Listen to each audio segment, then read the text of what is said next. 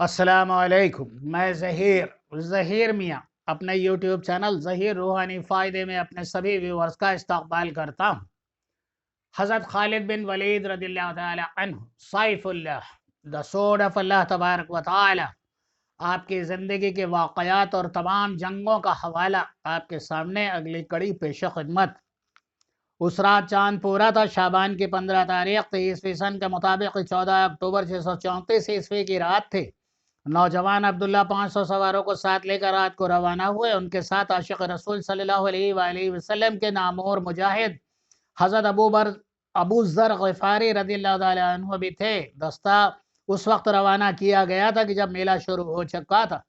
अब्दुल्ला का दस्ता सुबह तुलू होते ही वहां पहुंचा। मेला क्या था? वो तो एक खैमों और शामियानों और कनातों का एक गांव आबाद था, और ये गांव बहुत ही खूबसूरत था। दुकानों पर बड़ा ही कीमती माल और असबाब सजा हुआ था। मेले की रौनक जाग उठी थी।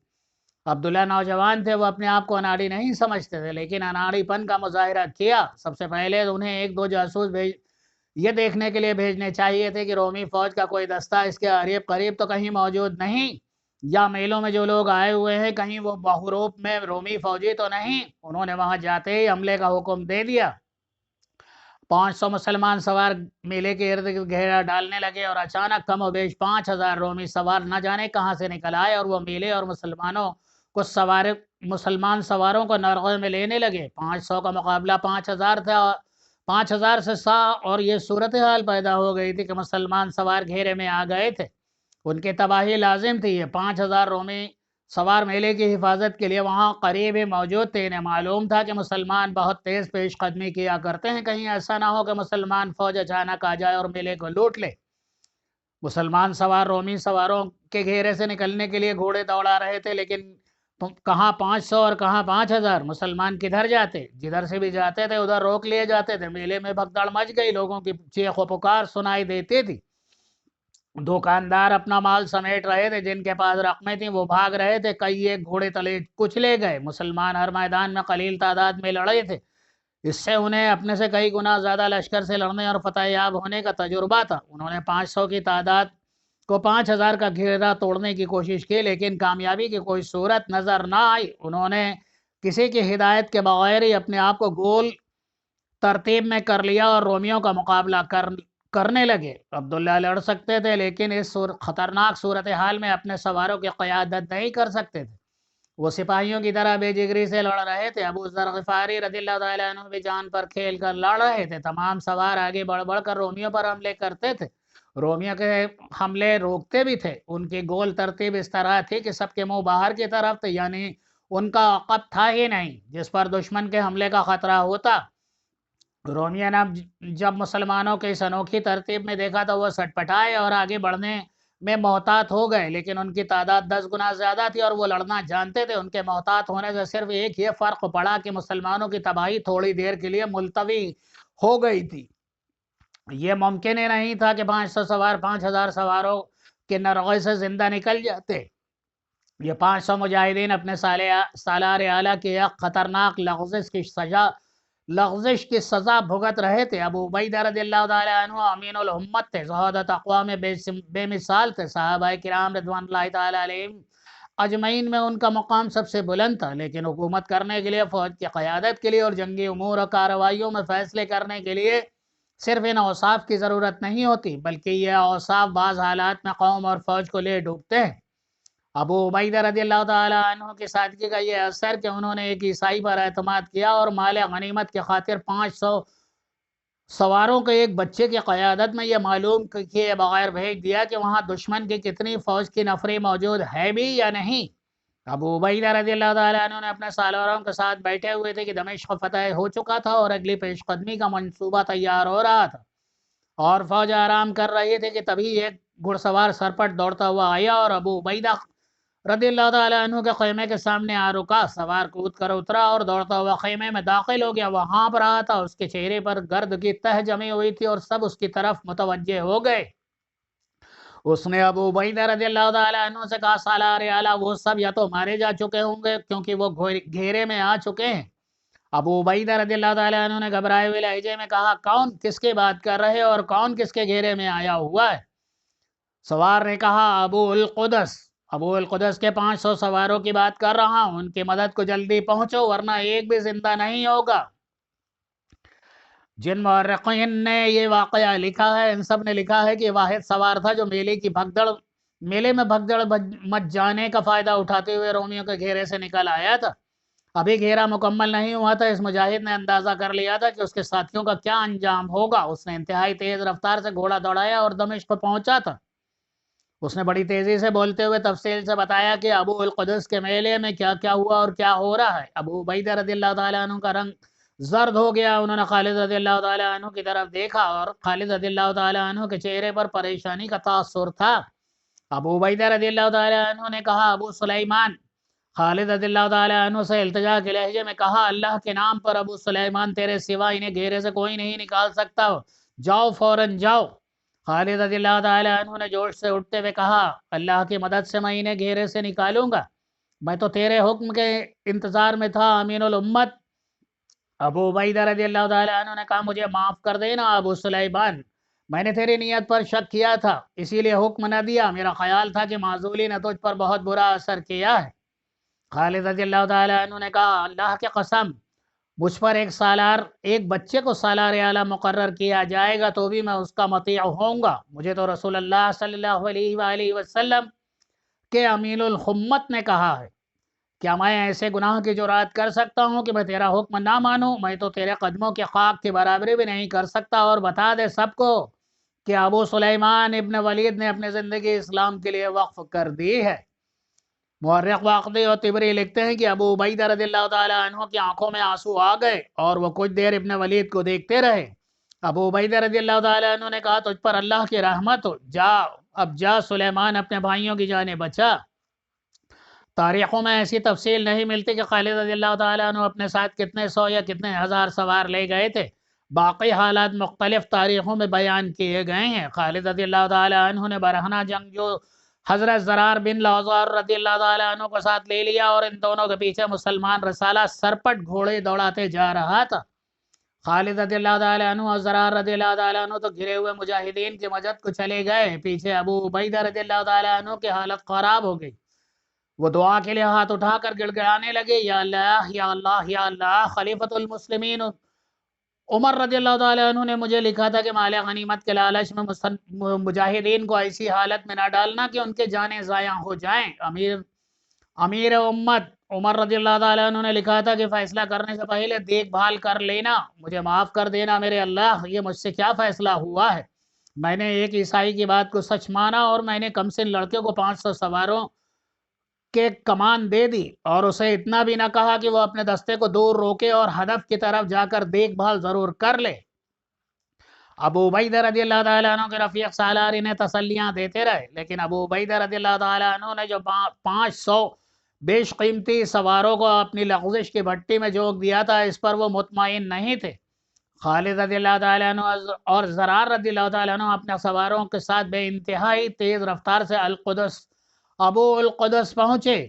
وہاں مجاہدینوں کی حالت بہت بری تھی۔ خالد رضی اللہ تعالیٰ عنہ کے حکم سے ان کے سواروں نے تکبیر کے نعرے لگانے شروع کر دیے۔ ان نعروں سے ان کا مقصد یہ تھا کہ گھیرے میں آئے مسلمان سواروں کا حوصلہ افزائی ہو اور رومیوں پر دہشت طاری ہو۔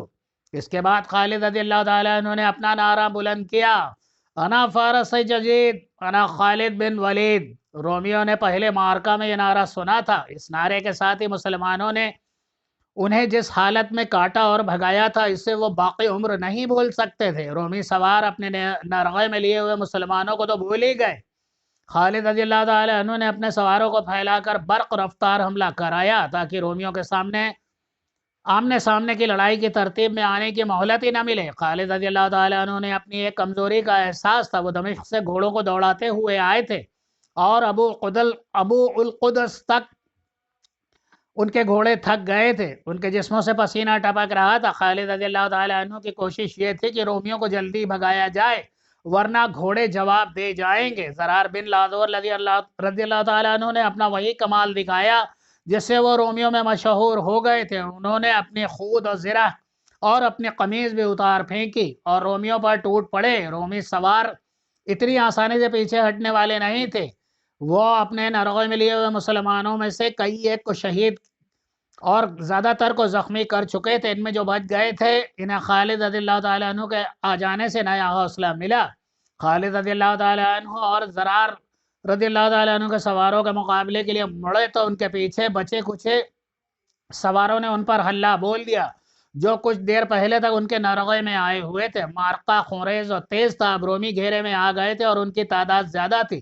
وہ سکڑتے تھے تو ان کے گھوڑوں کو کھل کر حرکت و نقل کرنے کی جگہ نہیں ملتی تھی۔ مسلمان سواروں نے انہیں بری طرح کاٹا اور زیادہ وقت نہیں گزرا تھا کہ رومی سوار مارکے سے نکل کر بھاگنے لگے۔ آخر وہ اپنی بہت سی لاشوں اور شدید زخمیوں کو پیچھے چھوڑ کر بھاگ گئے۔ ان مسلمان سواروں کا جانی نقصان کچھ کم نہ تھا جو رومیوں کے گھیرے میں لڑتے رہے تھے۔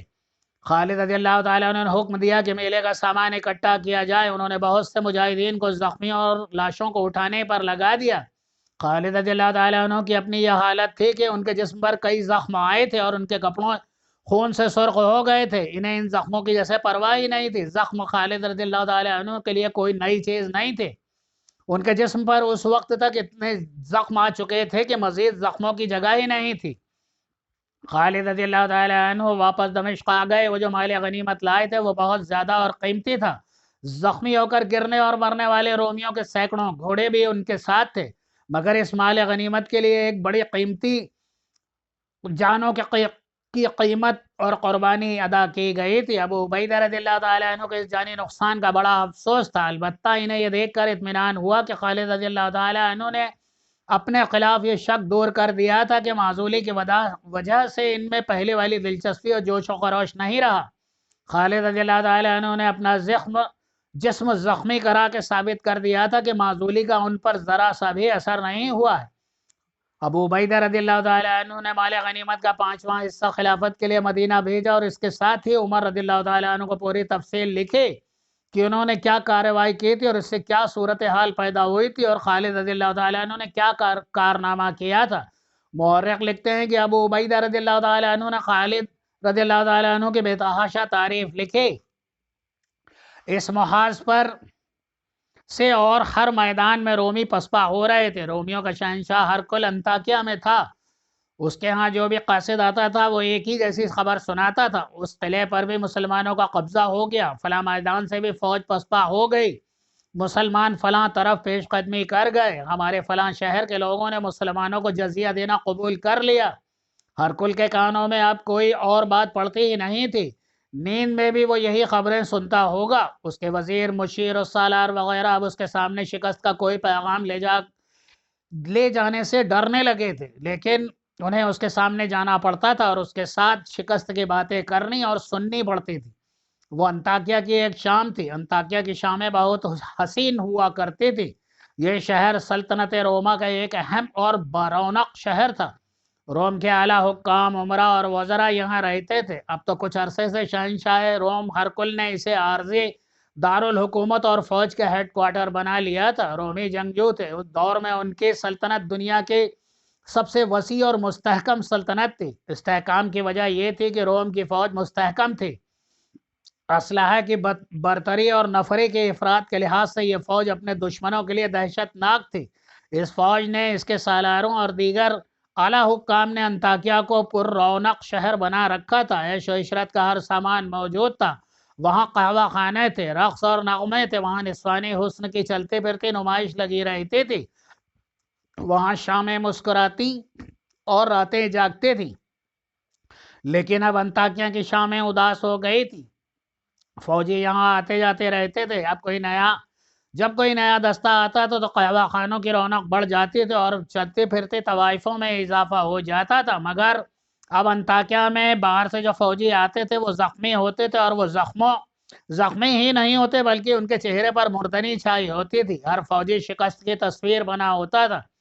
ان کے چال میں اور ان کے چہروں میں شکست صاف نظر آتی تھی۔ غیر عورتیں ان کے قریب کیوں آتی؟ ان کی اپنی بیویاں انہیں اچھی نگاہوں سے نہیں دیکھتی تھی۔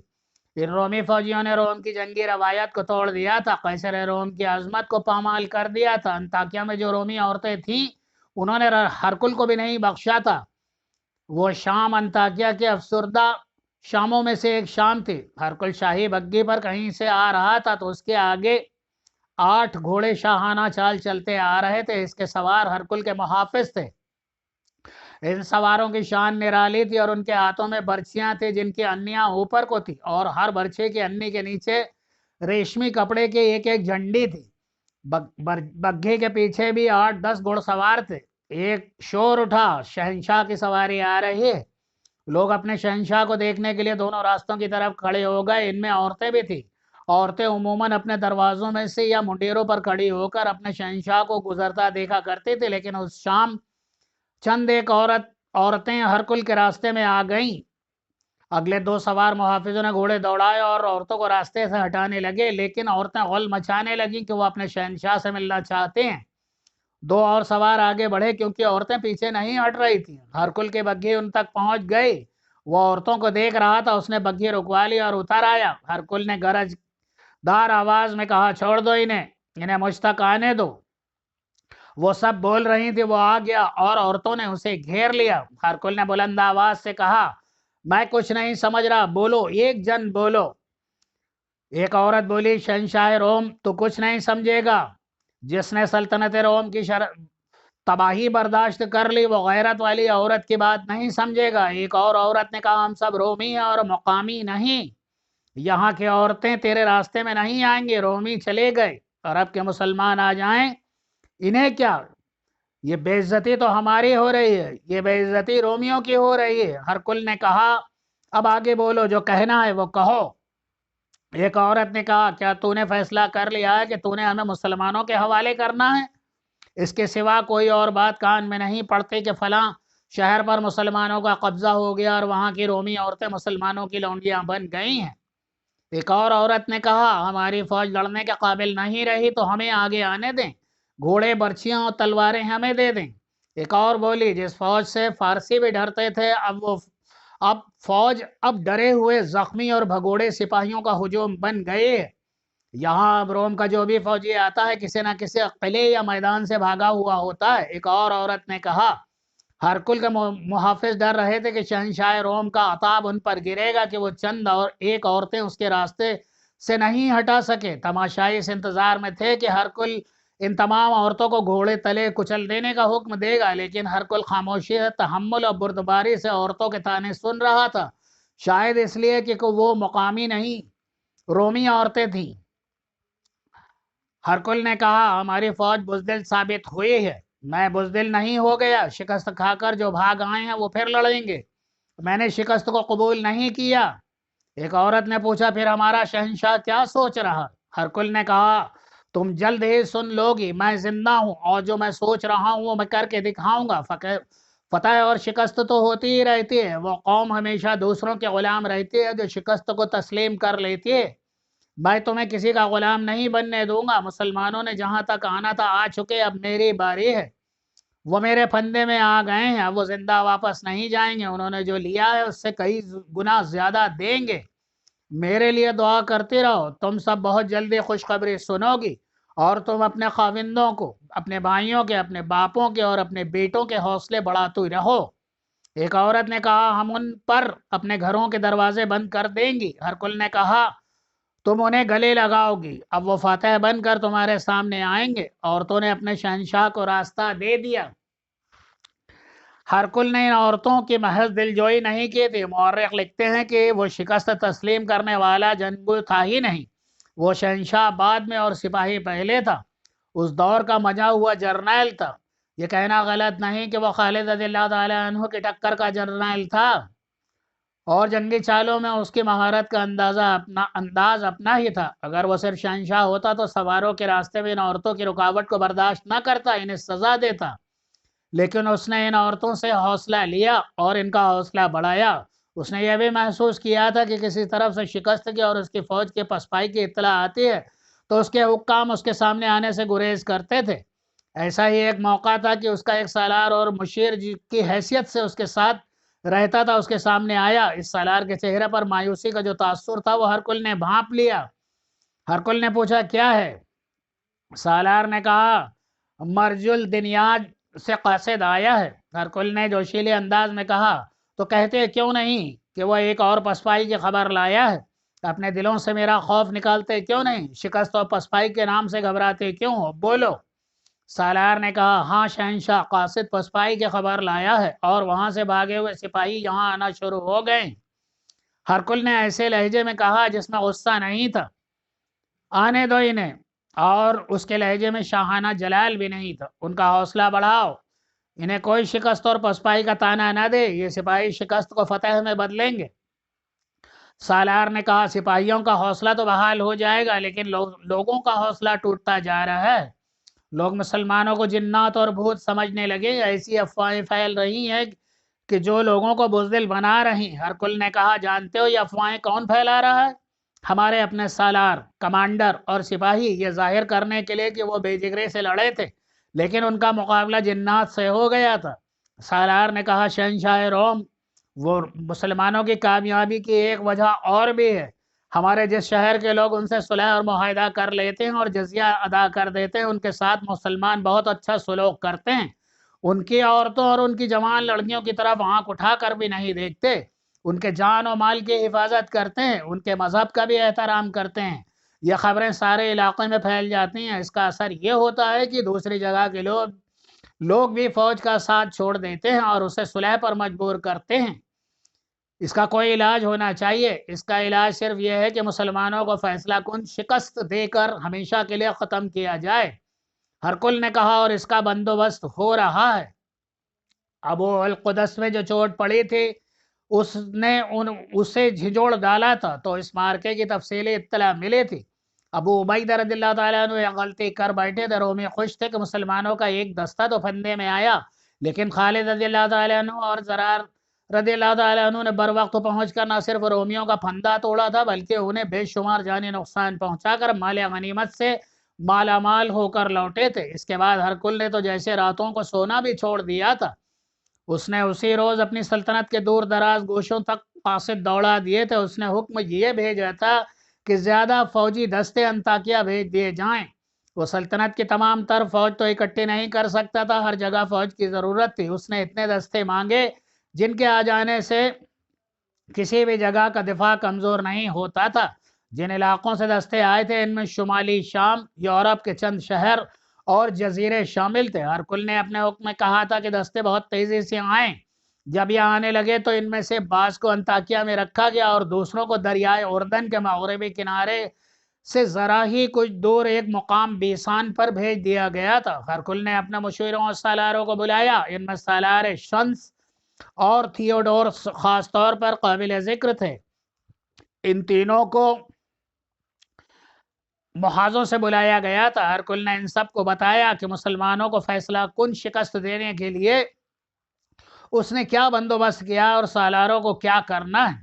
اس نے کہا تم نے دیکھ لیا کہ مسلمان کس طرح لڑتے ہیں۔ شکست اور پسپائی سے تمہیں بددل نہیں ہونا چاہیے، ان سے تمہیں تجربہ حاصل ہوا ہے۔ اگر تم نے کچھ نہیں سیکھا تو اسی لیے تمہارے لیے ایک ہی راستہ ہے، جاؤ اور مسلمانوں کی اطاعت قبول کر لو۔ قیصر روم کی عظمت کو مسلمانوں کے قدموں میں ڈال دو اور صلیب کو بحرائے روم میں پھینک کر مسلمانوں کے مذہب میں داخل ہو جائے۔ تمہیں اپنی جانیں، اپنی بیویاں، اپنے مال و اسباب زیادہ عزیز ہے۔ اس کا نتیجہ یہ ہے کہ یہ عرب کے ایک لٹیروں کا ایک گروہ تمہیں شکست پہ شکست دیے چلا آ رہا ہے۔ ہرکل کی نگاہیں ہر ایک پر گھوم گئیں، سب پر سناٹا طاری ہو گیا۔ اس کے سالار تھیوڈورس نے سکوت توڑا۔ شہنشاہ روم، ہم پیچھے ہی نہیں ہٹتے ہیں، آئیں گے۔ میں اپنے متعلق کہہ سکتا ہوں کہ میں آپ کے پاس زندہ آیا تو فتح یاب ہو کر، اور شکست کھایا تو نہیں آؤں گا۔ اگر میں نے شکست کھائی تو میری لاش بھی یہاں نہیں آئے گی۔ اس ایک سالار کے بولنے سے نہ صرف سناٹا ٹوٹا بلکہ وہ سب جو تناؤ پیدا ہو گیا تھا وہ بھی ٹوٹ گیا۔ سب نے ہرکل کو یقین دلایا کہ انہیں سلطنت روم سے زیادہ اور کوئی چیز نہیں۔ میں نے مسلمانوں کو یہیں پر ختم کرنے کے لیے جو بندوبست کیا ہے وہ ناکام نہیں ہو سکتا۔ ہرکل نے کہا جب تک ہماری فوج مختلف جگہوں پر بنٹ کر لڑتی رہتی ہے، ہر جگہ سے ہمارے سپاہی بھاگے تو انہوں نے دوسری جگہ جا کر وہاں کے دستوں میں بددلی پھیلائی اور اپنے آپ کو شکست کے الزام سے بچانے کے لیے ایسی باتیں کی جن سے وہاں کے دستوں پر مسلمانوں کی دہشت بیٹھ گئی۔ اب میں فوج کو یکجا کر کے لڑاؤں گا۔ تم نے دیکھا ہے کہ میں نے کہاں کہاں سے دستے منگائے ہیں اور کس قدر لشکر جمع ہو گیا ہے. میری نظر دمشق پر ہے، لیکن ہم دمشق پر حملہ نہیں کریں گے، نہ اس کا محاصرہ کریں گے. ہم دمشق سے دور چھوٹی چھوٹی لڑائیاں زیادہ نفری کے دستوں سے لڑا کر مسلمانوں کے راستے اور رسد دونوں بند کر دیں گے جو عرب سے دمشق کو جاتے ہیں. ہم دمشق یا اس کے گرد و نواح میں کوئی لڑائی نہیں لڑیں گے، بلکہ مسلمان تنگ آ کر لڑنا چاہیں گے تب بھی ہم انہیں نظر انداز کریں گے. ہم ان کے لیے ایسے حالات پیدا کر دیں گے کہ وہ لڑنے کے قابل ہی نہ رہ جائیں گے. انہیں نہ کہیں سے رسد پہنچے گی، نہ ہی قومک. شہر کے لوگ ہی قحط سے تنگ آ کر انہیں دمشق چھوڑنے پر مجبور کر دیں گے. اگر وہ دمشق سے نکل گئے تو ہم کہیں بھی ان کے قدم جمنے نہ دیں گے. یہ بھی خیال رکھو کہ ہماری فوجوں کا اجتماع ایسی خفیہ طریقے سے ہو رہا ہے کہ مسلمانوں کو اس کی خبر تک نہیں ہوگی. ہرکل کا یہ خیال تھا کہ اس کے لشکر کا اجتماع خفیہ رکھا گیا ہے، لیکن مسلمانوں کے سالار اعلیٰ ابو عبیدہ رضی اللہ تعالیٰ عنہ کے ساتھ خالد رضی اللہ تعالیٰ عنہ تھے. خالد رضی اللہ تعالیٰ عنہ نے نہایت مضبوط اور تیز جاسوسی نظام ترتیب دیا تھا. ابو عبیدہ رضی اللہ تعالیٰ عنہ نے خالد رضی اللہ تعالیٰ عنہ بن ولید کو سوار دستے کا سالار بنا رکھا تھا اور اس کے ساتھ ہی انہیں اپنا مشیر بھی سمجھتے تھے. مورخوں کے مطابق ابو عبیدہ رضی اللہ تعالیٰ عنہ سالار کی مہارت رکھتے تھے اور جنگی امور کو بھی پوری طرح سمجھتے تھے، لیکن ان میں وہ تیز رفتاری نہیں تھی جو خالد رضی اللہ تعالیٰ عنہ میں تھی. خالد رضی اللہ تعالیٰ عنہ اپنے فیصلوں میں بڑے خوفناک قسم کے خطرے بھی مول لے لیا کرتے تھے. اس کے برعکس ابو عبیدہ رضی اللہ تعالیٰ عنہ احتیاط کے قائل تھے. اپنی اس عادت کو سمجھتے ہوئے انہوں نے خالد رضی اللہ تعالیٰ عنہ کو ہر لمحہ اپنے ساتھ رکھا. وہ کوئی بھی منصوبہ بناتے یا فیصلہ کرتے تھے تو اس میں خالد رضی اللہ تعالیٰ عنہ کے مشوروں کا خاص طور پر شامل کیا جاتا. خالد رضی اللہ تعالیٰ عنہ جاسوسی اور دیکھ بھال کے نظام پر زیادہ توجہ دیا کرتے تھے. اب یہ ان کی ذمہ داری نہیں رہی تھی کیونکہ یہ ذمہ داری سالار اعلیٰ کی تھی اور خالد رضی اللہ تعالیٰ عنہ دوسرے سالاروں کی طرح عام قسم کے سالار تھے، لیکن اپنی معزولی کے باوجود وہ اپنے فرائض اور بے انصافی گوارا نہیں کرتے تھے. انہوں نے جاسوسی کے نظام پر پہلے کی طرح توجہ رکھے ہوئی تھی. اس کا نتیجہ یہ تھا کہ مسلمان جاسوس رومیوں کے سلطنت کے دور اندر تک چلے گئے تھے. ایک روز ایک جاسوس آیا، وہ بہت دور سے آیا تھا. اس نے بتایا کہ رومیوں کا ایک لشکر بحیرہ روم کے راستے کشتیوں پر آیا ہے. اس جاسوس نے اپنے ان جاسوسوں سے رابطہ کیا جو آگے تک گئے ہوئے تھے. وہ سب ان کی اطلاع لے کر اور بڑی ہی تیز رفتار سے دمشق پہنچا اور اطلاع دی کہ رومیوں نے کم و بیش 1,00,000 نفری کا لشکر دریائے اردن کے مغرب میں جمع کر لیا ہے. تاریخ کے مطابق بیسان کے مقام پر دسمبر 634 عیسوی کے آخری اور ذی القعدہ کے 13 ہجری کے پہلے ہفتے میں رومیوں کی یہ فوج کا اجتماع ہوا تھا. جاسوس نے اپنے انداز کے مطابق اس لشکر کی تعداد 1,00,000 بتائی. اصل میں رومی لشکر کی تعداد 80,000 تھی. اتنی بڑی تعداد اکٹھی کرنے کا مطلب یہی لیا جا سکتا تھا کہ رومی اب بہت بڑی جنگی کارروائی کرنا چاہتے ہیں. سالار اعلیٰ ابو عبیدہ رضی اللہ تعالیٰ عنہ نے اپنے سالاروں کو بلایا. ابو عبیدہ رضی اللہ تعالیٰ عنہ نے سالاروں سے کہا ہے میرے عزیز ساتھیوں، تم پر اللہ کی رحمت ہو. شکر ادا کرو اللہ تبارک و تعالیٰ کی ذات باری تعالیٰ کا جس نے ہمیں ہر میدان میں فتح عطا کی، اور تمہیں احساس دلانا چاہتا ہوں کہ ہم کتنی دور نکل آئے ہیں جہاں سے ہماری واپسی ناممکن ہو گئی ہے. اللہ نے ہمیں بڑے سخت امتحان میں ڈالا ہے. اگر ہم اس امتحان میں پورے اترے تو ایک روایت بن جائے گی اور جو ہماری آنے والی نسلوں کے لیے مشعل راہ ہوگی. مت بھولنا کہ ہم نہ تو مال غنیمت کے لیے لڑ رہے ہیں اور نہ ہی ہمارا مقصد کیسر و کسرائی ہے. اللہ کے اور اس کے رسول صلی اللہ علیہ وآلہ وسلم نے ہمیں بنی نوع انسان کو ظلمت اور غلامی سے نجات دلانے کے لیے فرض سونپا ہے. اب دشمن نے ہمارے سامنے دیوار کھڑی کر دی ہے. رومی کم و بیش 1,00,000 کا لشکر لے کر آئے ہیں. اس سے ان کے عزائم کا پتہ چلتا ہے. جہاں تک میں سمجھ سکتا ہوں یہی ہو سکتا ہے کہ رومی دمشق پر حملہ کریں گے. اگر دمشق ہمارے ہاتھ سے نکل گیا تو پھر کہیں قدم جمانا ہمارے لیے مشکل ہو جائے گا. دشمن نے بحیرہ روم سے انطاکیہ اور بیروت اور 1-2 بندرگاہ پر یورپ سے فوج لا کر اتاری ہے. ہمیں سب سے پہلے دمشق کے دفاع کو مضبوط کرنا ہے، لیکن ہم ایک ہی جگہ پر جمع نہیں ہو جائیں گے. ایک سالار نے پوچھا ہماری تعداد اس وقت کتنی ہوگی؟